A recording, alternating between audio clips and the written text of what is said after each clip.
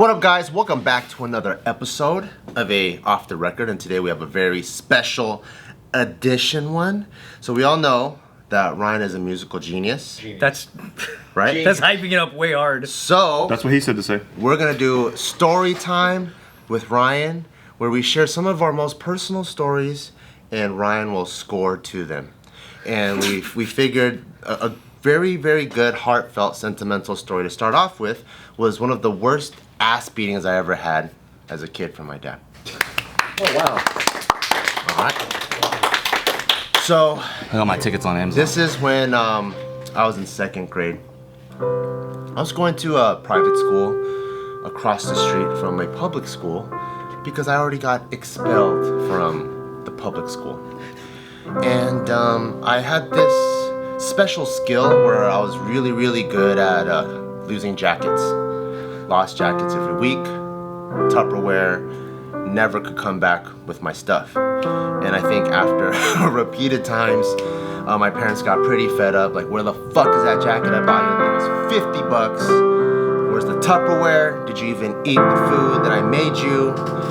And I just never had an answer for it. So this time, my dad picked me up, who my parents already divorced. He picked me up from the private school, and he's like, where's your stuff? So we have like this checklist, and I open my backpack, no Tupperware. And then he goes, where's your jacket? No jacket.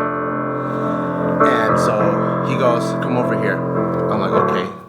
He takes me into the bathroom next to the church, and he starts fucking wailing on it. In the stall. He just started fucking wailing. And I was screaming my brains out because I was fucking 7 years old, and I'm like, help me, help me. And then the school secretary came in. She opened the door. She's like, what's going on in here? And I'm like, help me, Mrs. Mason. And my dad's like, get the fuck out. And so I think my dad knew he was in danger, because you can't have authority seeing you beat the fuck out of a kid. He grabbed me, threw me into his blue Mazda truck, and we drove home. When we drove home, he opened the door and he threw me inside and he locked the door. And so the only place that I knew at that house that I knew that I was safe, because all doors have locks, right? And then they have keys that you can open, except for the master bedroom bathroom. It's the kind that can only be locked from the inside. So I ran in there, I locked the door, and I just hear my dad, who was like really scared, go,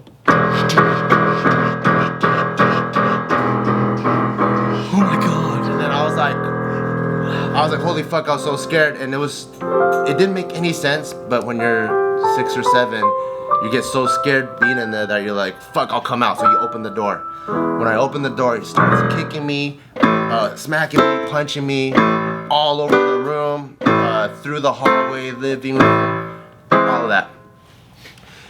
And then we go into the backyard, and on the side door there's a fence, and there's like a straightaway, and I started speeding up. I think I was running so fast that I actually had some hope, and that's when my dad picked up a baseball bat and it spun like that, whacked me. He fucking whacked me. About to swing. I fell on the ground. I had a big ass fucking bruise on my leg, but I was so scared that I couldn't stop. So I just kept running, and I knew that the door was one of the kind that swung back close. So I knew I had a split second to, as soon as it swings back, I have to make one of those moves that if my dad comes out, he's like, where the fuck did he go? One of those things, right? So as soon as I ran through that door, I was like, okay, I gotta be smart about this. If I continue to run far, which is what my dad thinks, he's gonna track me down. But you know how they say, like, keep your friends close but enemies closer? I was like, if I hide at home, he's never gonna think I'm even at home. So I ran out, and I immediately made a quick left, and here's this little wall separating our house, the driveway, to my neighbors, and there's a bush right here, so I went right around the bush, and I hid behind the bush. So my dad, just like how I thought he would be, gets in his fucking blue Mazda truck, bones out into the street, and he just jets that way. And I was like, I fucking knew it. He thinks I'm on the run. So I'm just behind the bushes, and I'm just waiting, and I felt safe because I was getting my ass beat. And then I go just back and forth, kind of like a shark in the ocean. Yeah, just back and forth, and then I think finally he gave up, and that's when I went home, and I didn't know what to do because I really felt like my life was in danger. So I called my mom, and I told her everything, and this was it wasn't like Dad was disciplining me, it was almost like I felt like Dad was gonna kill me. So we ended up, my mom had to file a restraining order until there's a period of time where my dad couldn't see me because of how bad he beat my ass. And to even go through the whole court process, I had to take all these like pictures bent over, like butt naked and stuff to show all the bruising all over the body. And that was the worst ass beating I ever got.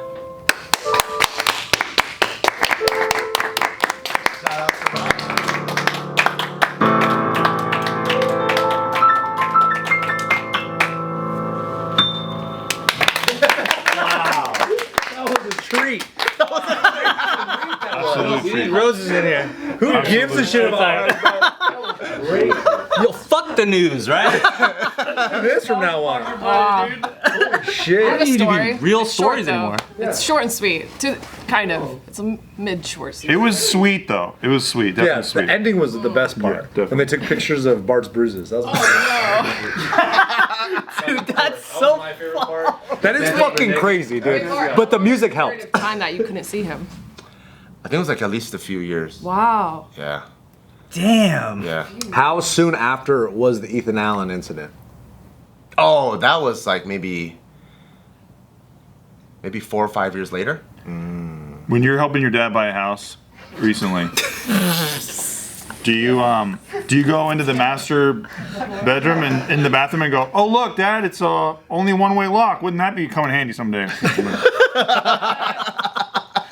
damn. No, it's crazy though, cause like my dad will see me even just like be stern with Taika, and he's like, "Don't you talk to him like that." I'm like, "What the fuck? Are you fucking kidding me?"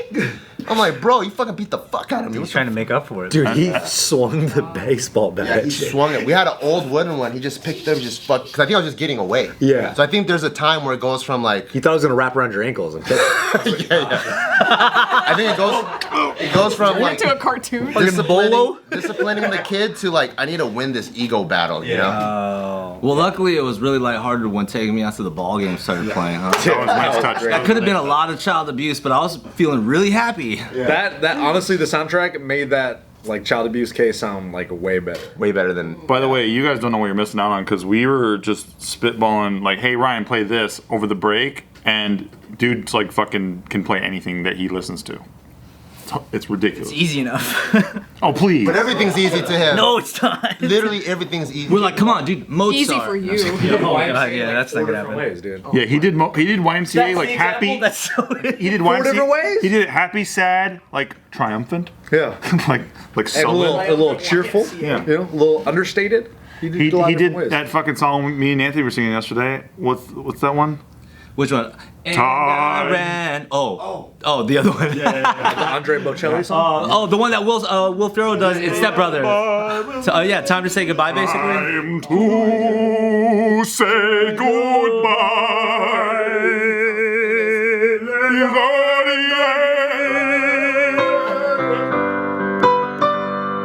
See, this motherfucker's messing up. Fucking Kalyne wine mixer.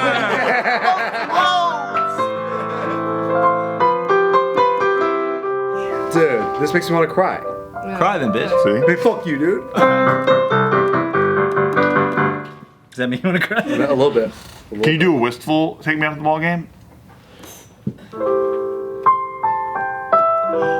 See, different styles. This is when the dad goes to the game because his son died. Yeah. Because he goes to the game because his son And he still died. got the mitt. It's not the man. Yeah, he's going by himself, like a fucking Thai life insurance commercial. The kid looks to the audience and doesn't see his dad. He never showed up to the game. Oh, this is when the Angels win the pennant and then dad doesn't come anyway. And then it cuts to the bar where the dad's just fucking drunk and shit like that at the bar one more time. And then, but then they play YMCA and the dad's like, "Oh yeah, fuck yeah." The spirits are back up. Hey, well, great job, everybody. That was awesome. Legend. Thanks for sharing.